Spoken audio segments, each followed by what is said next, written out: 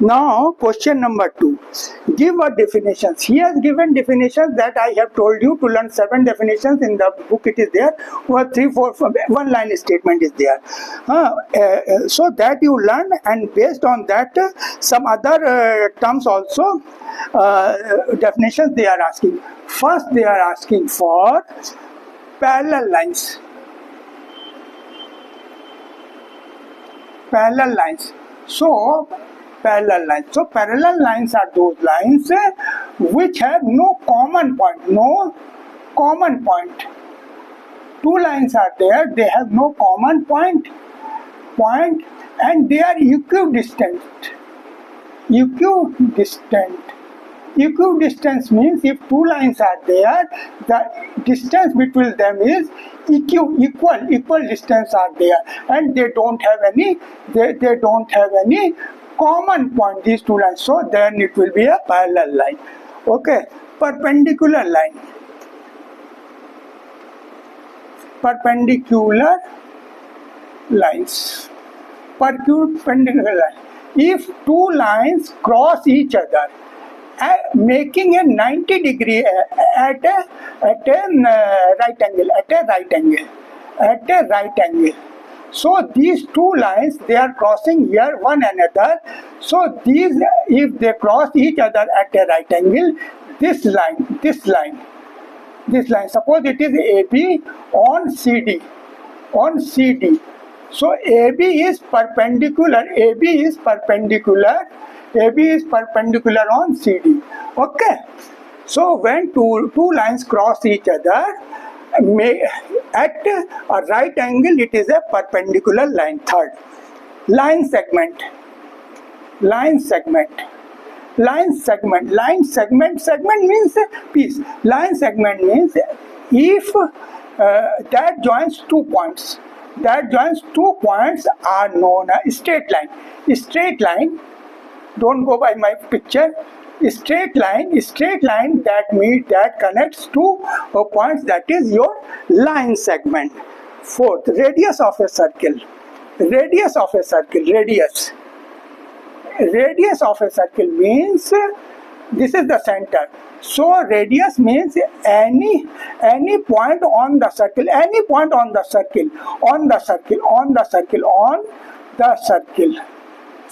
Suppose A is a point on the circle, and if it meets B the center. If it meets B the center, this is your radius. Radius is any point, a straight line which meets from center to any point on the circle, that is radius. Fifth point is square.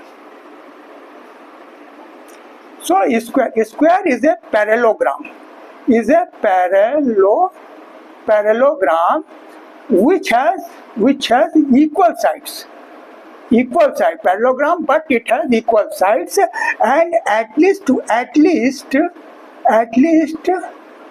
angle should be right angle.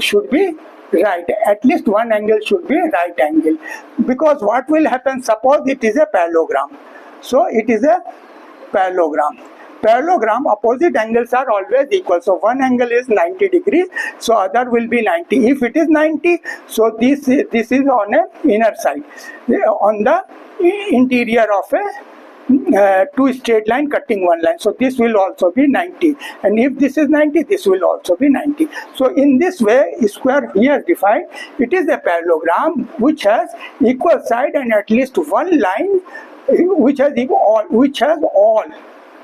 all equal sides, and at least one line equal to a right angle. Okay, now question number 3 we are going. But you learn all the definitions given in the book also. In the question they may ask. Okay. Question number 3. Okay. In the question number 3, 2 positions are given. 1 and 2. Two positions are given. One is given 2 distinct points. A and B distinct points are there. distinct points are there. So they said that there exists a third point between them. What they said, if two distinct points are there, so in between them one point C is also there. Not more than 1 point, because otherwise more than one is also possible, here possible, here possible.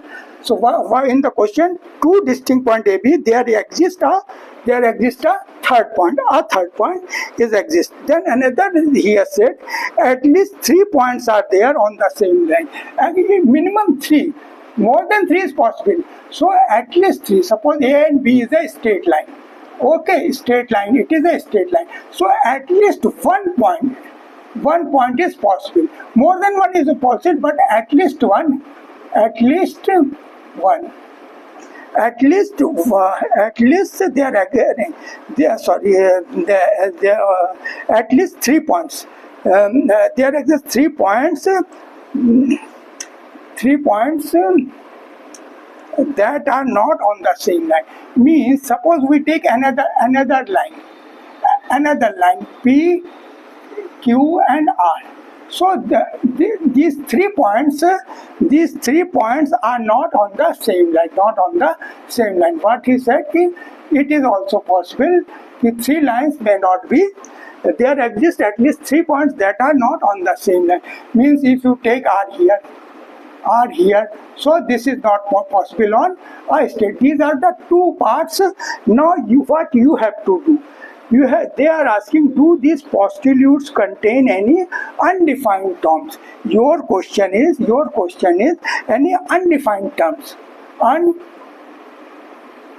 Undefined terms. So undefined terms in this, they have 2 distinct points. First thing, points they have not described. Distinct point because it is undefined as per the definitions given, and modern mathematician point is not defined, it is treated as undefined. Okay, similarly line also, there is a difference is there between Euclid and modern, that line is also undefined as per his definition. So these 2 terms are not defined. Are these postulates consistent? For consistent, I have told you, one precondition is there, that is you cannot deduce. You cannot deduce. Deduce means to infer, to take a meaning from something. You cannot deduce from these statements,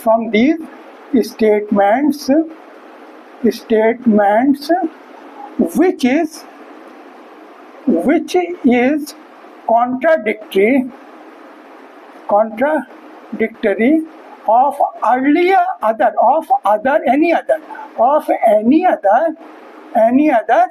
axioms or postulates. So this consistent definition you should have learned. So they are asking, are these postulates consistent? This is now as per the question, this is constituent because we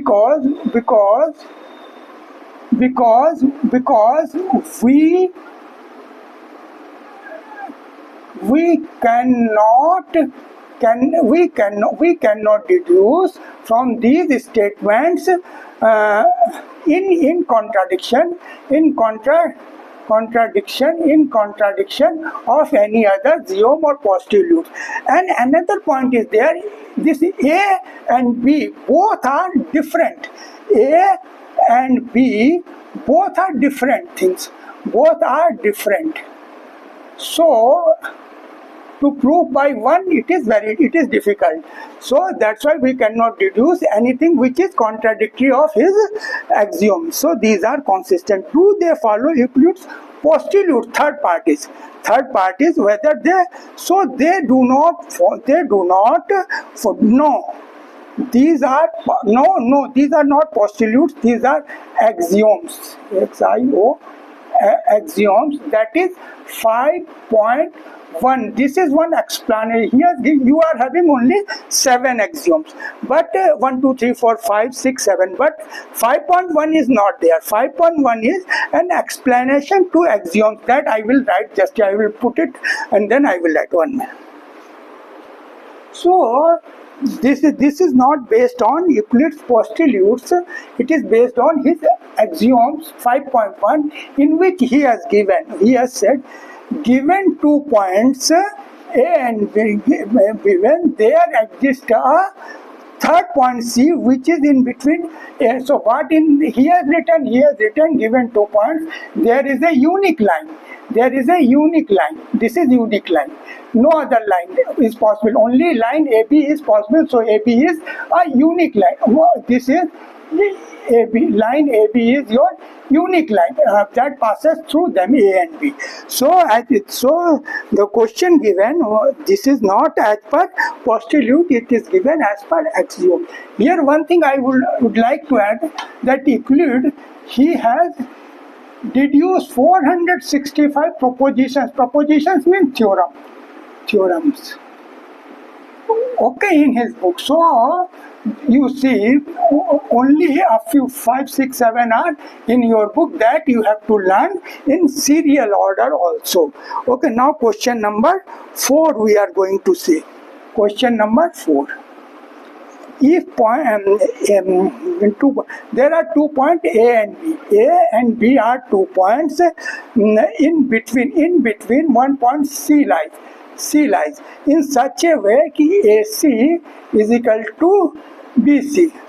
Then you have to prove, what you have to prove? You have to prove AC is equal to half AB. You have to prove. So what we will do, one of the axioms are there, if half is added, if anything is added to equal, these are equals. So if anything is added to equals, those things will also be equal. So let us, based on that, it is his second axiom. Second, you learn all by serial order. So if AC and BC are equal, so if anything is added, you add AC again. AC plus AC is equal to what will happen? It will also happen AC plus BC. Okay. So here 2AC and AC plus BC, or CB also you can write. CB also you can write. The same thing. BC or CB is the same thing. So AC plus CB is equal to AB. So what happens? AC becomes half AB upon 2, that you have proved. So it is proved. But based on this axiom, if any equal is added to any equals, the same thing, it will also be equal. Okay, now we will go to question number 5. Question number 5. Here they are saying in question number 4, C is the question number 4. What happened? A and B was a line and C was the midpoint where AC was equal to CB. It was given. AC was given to BC. In question number 4, C is the midpoint. C is the midpoint. Okay. C is the midpoint. In question, C is called a midpoint. Prove that every line segment has only one. You have to prove what you have to prove. You have to prove only one. Only one midpoint is possible. Midpoint. You see, by your daily life also, if a line is there, only one midpoint is possible. More than one is not possible. But to prove here, we will take another point D. Suppose we take a point D here, and we term this also as a midpoint. Midpoint. Okay. So now first proposition first we will prove that C is the midpoint. C is the midpoint. How we can prove? AC is equal to CB. Now we are adding CD. AC plus AC plus. So if equal is added to any part, so both will be. So in AC we will add another AC, and in CB we will add another AC. So now also this will be equal as per Ohms of Euclid. So here 2AC is CB and AC both together we can say AB. Okay, 2AC is equal to 2AB. This we can say. Now,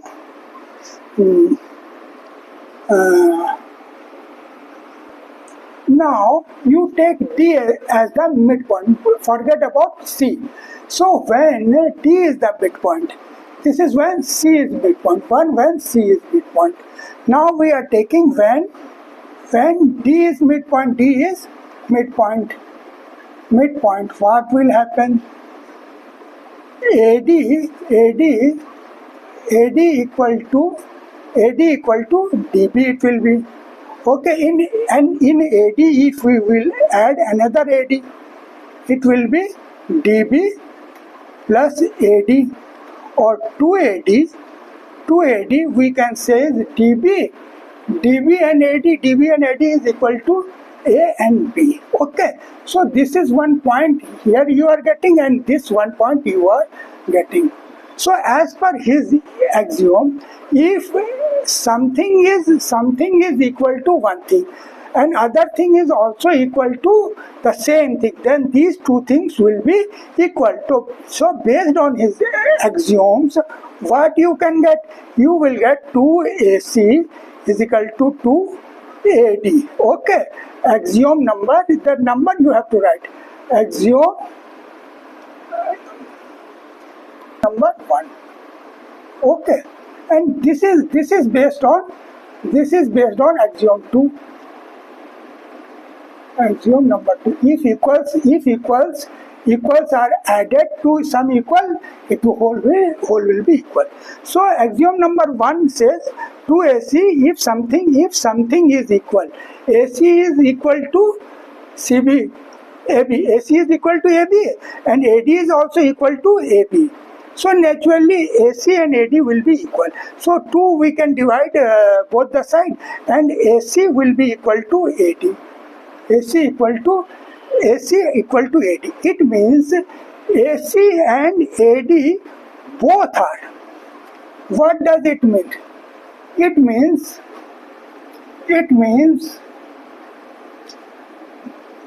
C and B both are same. Both are same point from a same point at distance from a from a, then only AC and AD will be equal. If AC will be equal to AD, if both are the same point, not two different points, two midpoints supposed. So our supposition of what we have supposed is wrong. Our assumption is wrong. Our assumption is wrong. Okay, and only once. Hence, only one point is possible. One midpoint, only one midpoint is possible. Okay, so by this your exam 5 is, question number 5 is over. Now question number 6 we are going. Question 6. Question number 6. In the figure 5, AC is equal to BD. AC is equal to BD in the given figure it is given. So they have given a figure where A and C are equal to B and D. Okay, it is not a midpoint. They have taken a point, any point. AC is a point and BD is a point, and both are equal. You have to prove AC is equal to BD given. This is given. AC is equal to BD, and you have to prove AB is equal to CD. AB is equal to CD. So what happened in line AC? In line AC, if you deduct, it is also an axiom of Euclid that if in two equals we deduct something. The net will be also equal. So in AC, if you deduct B and C, it will be equal to what happened? Because in BD also you have to reduce B and C. So both will be equal. Okay. Here we have, so if from AC you reduce BC, you take out this portion. So what will remain? You will get AB. And from this portion BD, if you remove BC, what is removing? CD will do, and this you have to prove. So proved. Okay. Now question number 7. Question number 7 we are coming. Why is axiom 5? They are asking axiom 5. Axiom 5, it is considered as a universal truth. It is considered as a universal truth, means applicable to all branches of mathematics, not only to geometry. And they are saying you don't confuse axiom 5 with postulate 5. Postulate 5. Do not confuse with postulate 5. So here you have to be, first you should know what is axiom 5 and what is postulate 5. You have to write that. Okay, then only you can say why axiom 5 is in the list of axioms. Okay, I will write the definitions first.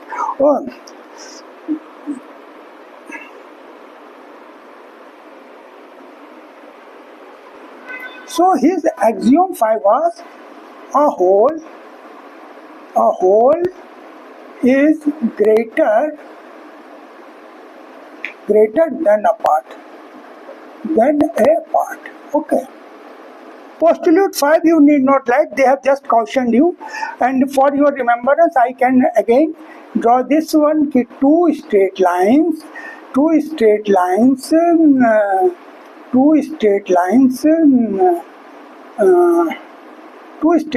if cut by any straight line, and the interior angles, these interior angles are taken together, is less than 2 right angles, then these two lines will meet. In future, these two lines will meet at some point D. This side will never meet. So postulate 5 is not of our use. So, but I have just again for recap purpose I have told. Here a whole is greater than a part. This was his fifth postulate. You have axiom 5 is in the list of, because this is not only to the geometry. The whole is greater than a part. It is not only to the geometry, it is applicable to all branches of mathematics. Because if A and B is a one whole thing, okay, and this A is a whole thing and C is its one part, so naturally A will be greater than C, and this whole part, suppose we term it as A, and this other part is B. It means A is the sum of B plus C. So naturally A is greater than a part, then C is a part. Okay, so naturally A will be equal to B plus C.